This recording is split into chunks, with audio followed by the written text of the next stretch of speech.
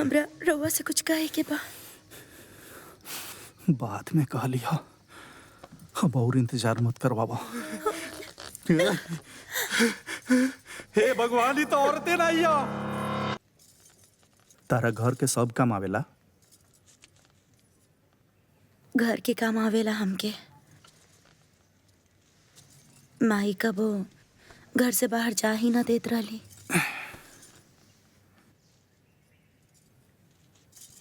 सांच कहीं तो हमरा लगल कि तू भाग जेबू। भाग के कहाँ जाए?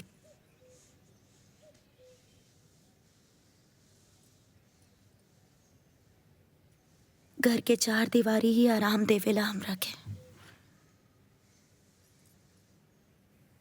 तो फिर यहाँ में रह जा।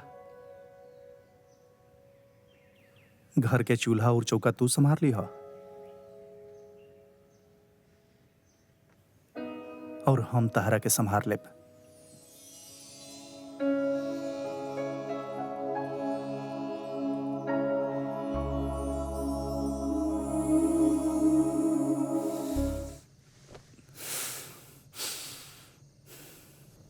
तू इतना बढ़िया से गोड़ दबावे लू कि नींद तो फट से केहू के आ जाई। रउआ कहीं ता रउआ दबा दी। जब बूढ़ हो जाए तब दबा दिया। बूढ़ होके तक रखब हमरा के साथ है।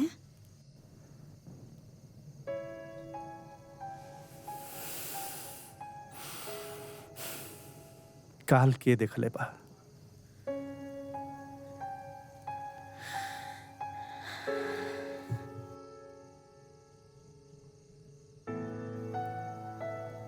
सुना,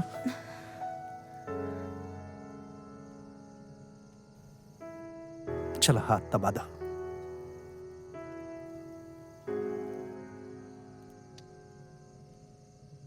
हमरा लागल हमार छुअल रउआ के अच्छा ना लागेला। 5 महीना से तार हाथ के रोटी खाता नहीं, छुअल कैसे अच्छा ना लगे?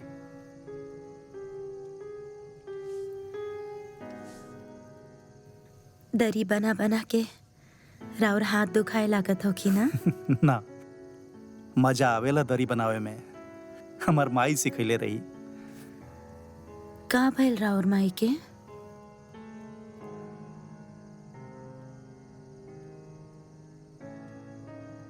पता ना, एक दिन सुतली और सुतले रह गईली।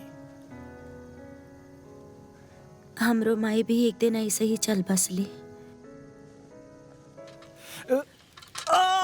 अरे भाई, अरे कैसे गिर गए तू? अरे मर गई है अरे रे का भाई, कहीं लागल था ना? अरे लागत कान्हा टूट गई ताऊजी। अरे तो कमर पे हाथ काहे धइले बड़े पागल? पते नहीं के चलत कि कहाँ लागल बा, का करी? अरे तू खड़ा होके देखत का बाड़ू? कपड़ा गरम करके ले आवा ना जल्दी। सब ठीक हो जाई, सब ठीक हो जाई बेटा, ठीक हो जाई। अरे ऐसा छोट मोट दर्द 2-4 दिन में ठीक हो जाला। जब हम तोर उम्र के रही तो ऐसा 4 गो गठरी उठा के ले जात रही। अरे दर्द के चिंता नहीं खेताऊ जी। हम तो ये सोचतन कि मेला में सामान कैसे बेचाई। खेत के कमाई पहला ही कम हो गई बा। सोचनी कि दरी बेच के 2000 रुपया आ जाई। अरे तो मेला के कावा भाई, मेला तक लहू महीना लग अरे जाई। मेला तो फिर लग जीताऊ जी, लेकिन सीजन थोड़े ना रोज रोज आवेला।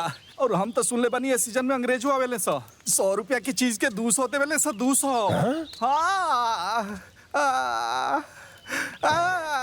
अब का कर बे तू? हाँ? सुनी ना ताऊ जी, बोल। रउआ चली हमरा साथे, गेठरी रउआ उठा लेब और आवाज हम थोड़ा बहुत आवाज लगा ले। अरे कैसन बात करता रे बेटा, हैं? अब तू ए उम्र में हमरा से गठरी उठवाई बे? ना ना भवर, ये गठरी तो हमरा से ना उठी भाई। बाकी ये तो उठा सकेले, हैं?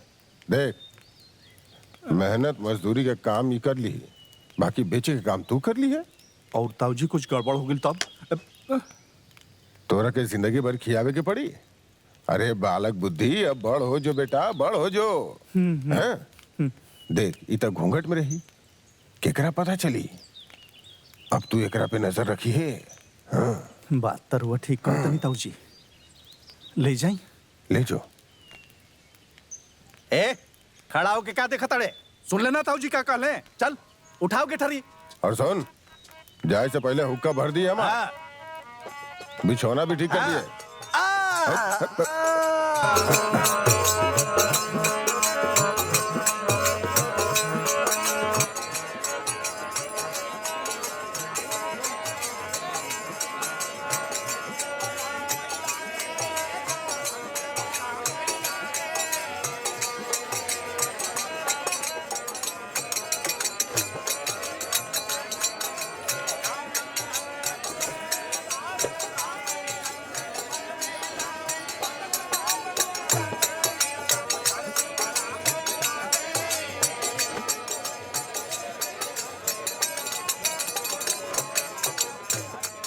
ललका दरी के हरियरका के साथे रखा और हई गुलबिया के करियावा के साथ है।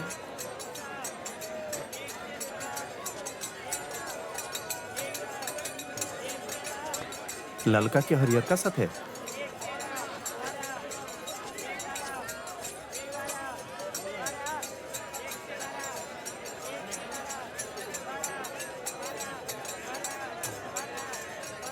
अरे तू तो बड़ा होशियार निकल लू।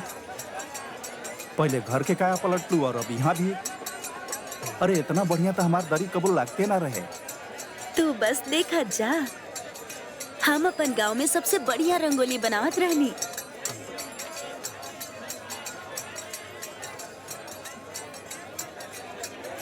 जानत बाड़ा, रंग सब में भी दोस्ती होखेला। जब ये आपस में मिल जाले तो ज्यादा खेल जाले। हमरा का पता रंग सबके दोस्ती। हमार रंग से नाता तो अभी अभी जुड़ल है।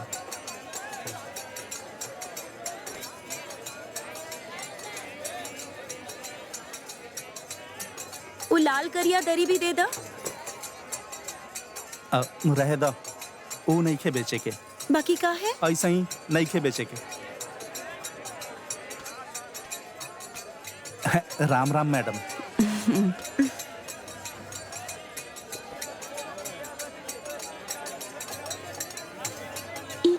एकरा पे बैठ के आप वो कर सकीला जो नहीं से अंग्रेज सब करेले सा।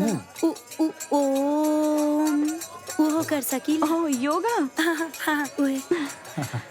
How much? 400।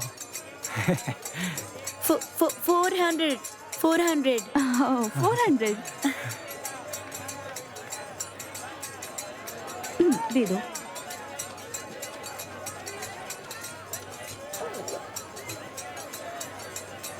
Thank you. ला, माई भवानी के नाम लेके बक्सा में रख दा। तार हाथ बड़ा शुभ बा। हमार हाथ?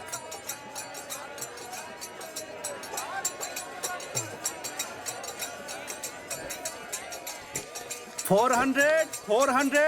400।